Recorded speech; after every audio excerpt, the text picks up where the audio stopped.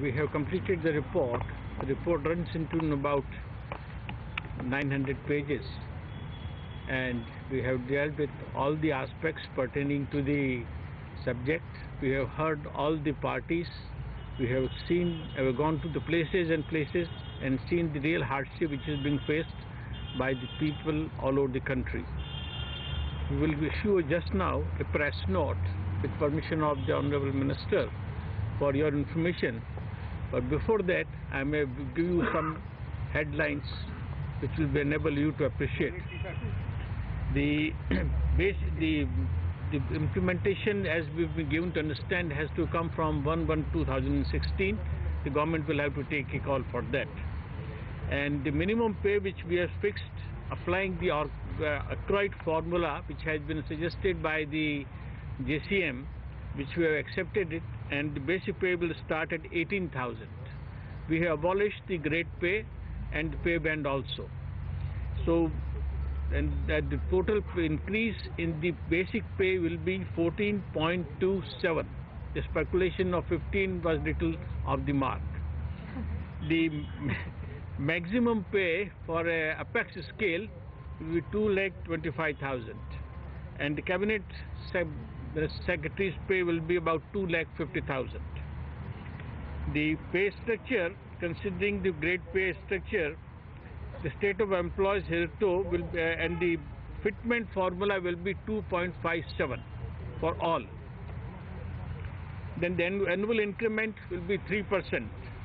We have kept the MSCP, modified ensured career progression, that is same scale 10, 20 and 30 years. We have increased the military service pay for defense personnel, that is today they are getting 6,000, officer will get 15,500, and for the nursing staff 10,800, and for the non-combatants, JCO and combatants 5,200 from 2,000, and for the non-combatants enrolled in Air Force from 1,000 to 3,600. We have also made a provision for short service commission officers, because they had made a very strong grievance about it, that their condition is not very ameliorating. We have recommended that the short service commission officer will be allowed to exit armed forces at any point in time between 7 to 10 years of service, with the terminal gratuity equivalent to 10.5 months of reckonable emoluments. They will further be entitled to fully funded 1-year executive program or MTech program at a premier institute. We have also recommended for the lateral entitled settlement also. For that,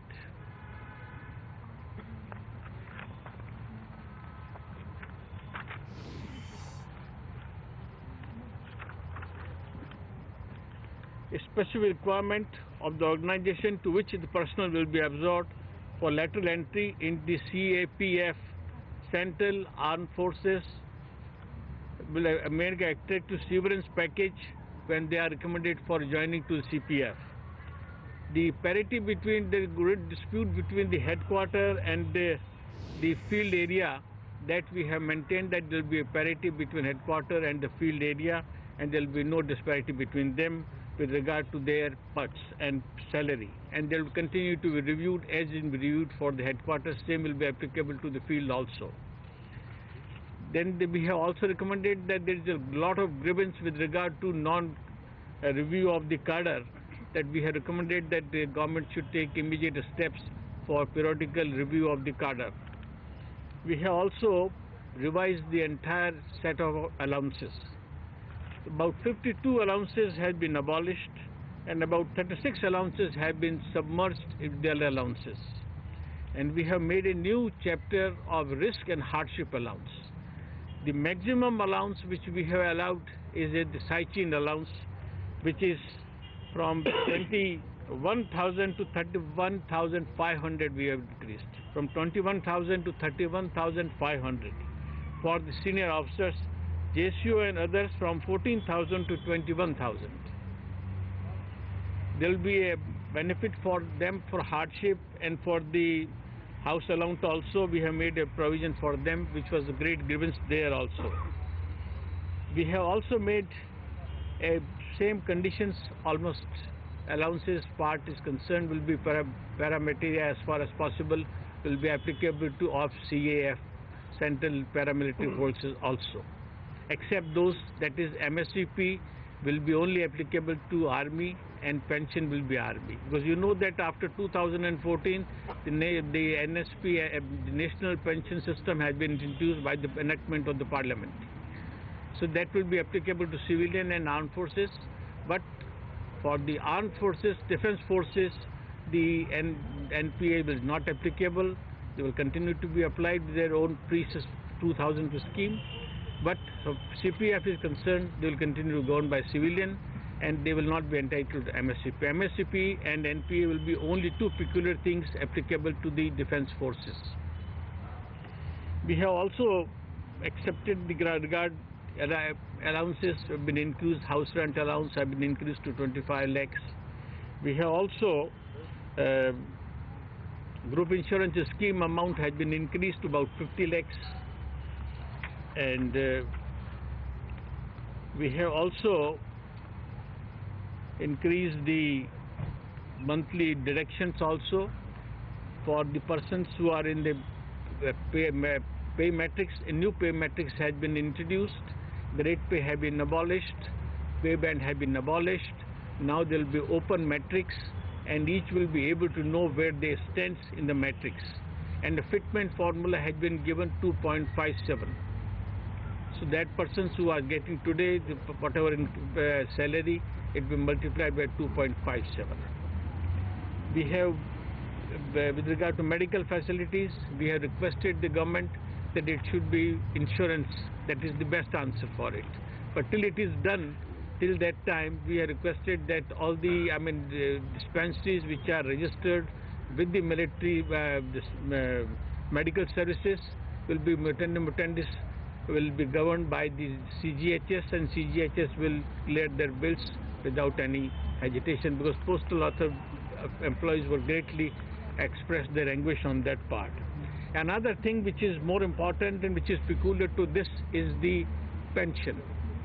The formulation of pension which I have given is one rank, one pension, which will be applicable to civilian also and paramilitary forces also and to the armed forces also. My principle of pension is this only, that today if a man retires, he must get same pension as a person who retired 10 years or 20 years back. In the pay matrix, a simple thing has been worked out, that person who has retired as a UDC, he will find his place minimum in the present matrix, and how many years increment he has done, that will be calculated, and 50% of that he will get in the pension. Same formulation has been given for the defense forces also. For example, a colonel retired 20 years back and colonel retires today, who has been appointed prior to 2004, his pay will be same, his pension will be same as that of 20 years back, because the only peculiar thing will be that he will be placed in a minimum of the matrix which we have framed, and then he will draw a pension increment about whatever number of years he has put in there. Suppose you put in 10 years of years, so increment 3% rate, he will draw an increment with the present emolument and add their MSCP, which has been increased to 15,000, and 50% of that. That will be equity, where everybody will know where they stand, and there will be no difficulty in knowing their position. This is for all forces? All forces. Civilian also. Civilian will not get, because their MSCP is not applicable to them. Otherwise, all civilian will get same pension. If an officer superintendent retired 10 years back, the officer retired today also, same payment. And central paramilitary forces? Same paramilitary forces. All forces, including the defense forces. But for defense forces, only peculiar thing is this MSP will be added to that, and then 50% will be drawn. Then this is the gratuity has been increased from 10 lakh to 20 lakhs. And other benefits, disability pension, etc. will be also there. Ex gratia payment will be equally applicable. All police force, all paramilitary force, if they dies in the operation, they will get the martyr status without any difficulty. Then they will also get all other benefits which are being made applicable to the defense forces, except two which I pointed out. Then next is the so far as regulatory bodies is concerned, we have already laid down that regulatory bodies will continue to get 4,50,000, but no house, no car. Total package will be 4,50,000. Then we have also made a performance-related pay also. The financial implication to the government is likely to be to the extent of 1,02,100 crores. I repeat, 1,02,100 crores. So this means the first year of the rollout? The first year. There are some few differences with some members, which may also I point out that there was much angst had been made by the other services. We have given them benefit of NUF, but on that there is a reservation about 2 members. NUF have made uniformly applicable to all forces, including paramilitary forces, defense forces also. And presently they are only civilians are getting, but we have been extended to them. But they recommended, some members has not agreed. They have advised that the NFUS should be completely abolished. But there is issue is open with the government to take a call on that. Then there is another anguish which has been raised by the other civil services, that this All India Services people have been given 2 3-grade increments to begin with, and the IPS officers and the Indian Forest Service officer are not getting. There is a difference of opinion on that also. I have recommended that all should get same, because All India Services should be kept at par. So far as the other grievances, that with regard to central empanelment is concerned, a new dispensation has been given that a committee will be formed with the chairmanship of the Union Public Service Commission or his nominee, and 1 All India Service of people and 1 secretary concerned, where a person is to be recruited, and 2 experts. That committee will go into and the post will be advertised, and all will be eligible to apply, and those who are selected will be sent to the concerned as a joint secretary. There is a difference of opinion on that part also, but this is for the government to take the call on that part also. These are the basic. And there is another thing which I have done is this age of superannuation for paramilitary forces have been recommended for 60 years, in which also one of the member has recorded the dissent on that. These are the basic features of this recommendation, and that we'll know it from the report, and we are going to issue this press note for your benefit of all of you. Thank you very much. Yes. You see, just a few questions, few points. As I said, I'm grateful to Justice Mathur and his team. They've submitted the report. The procedure will be that there will be now an implementation secretariat which is created, which is headed by the expenditure secretary, who's also the finance secretary, which will start working forthwith on this. There will be a separate empowered committee, which is normally headed by the cabinet secretary, where different departments of the government which are concerned with this recommendation, their heads are members, and therefore if any representations come from any segment, they take a view. Last time when the report was submitted, both these exercises took about 5.5 months. This time we'll endeavor to take a decision quickly. I'm not making any comment with regard to the contents of the report, because the government has yet to examine it. But this report will impact on currently 47 lakh serving employees of the government of India. It will also impact on 52 lakh pensioners. This also includes the defense personnel. Over and above this, these formulas which are finally accepted by the government also impact on autonomous bodies,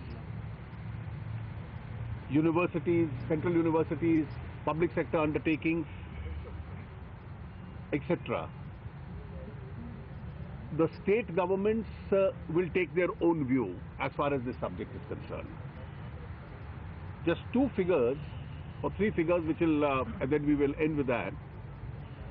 The total monetary impact of this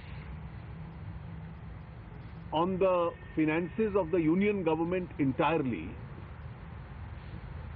and this does not include PSUs or autonomous bodies, only the central government, and I am giving it in approximation, is 1,02,000 crores. Of this, about 74 lakhs, 74,000 crores is the impact on the union budget, and 28,000 crores is the impact on the railway budget. 28,000 crores. 28,000 crores. This is jointly on the union government amounts to 0.65% of the GDP. So that's the salary and pension bill goes up by that. In case of the union budget, it goes up by 0.46%. And in case of railways, the balance is going to be subsumed. So this is the monetary impact of the recommendations which have been made. These recommendations, as I said, including those on which there are distinct views, will be examined by the government expeditiously, and we'll let you know as to what final decision the government eventually takes. Sir, deficit number despite this huge burden. Thank you very much. Thank you. And so the Thank rollout- you. I record my thanks to all of you, and as well as to all the association who has assisted us. Thank you very much. Well, that is it. That's the recommendations of the 7th Pay Commission. But this is the number that we were waiting for, and it is now official. It's 0.65% of GDP. That is the impact as far as the budget is concerned for next year. 74,000 crore rupees is going to be the impact as far as the budget is concerned. Shobhata Rao, we were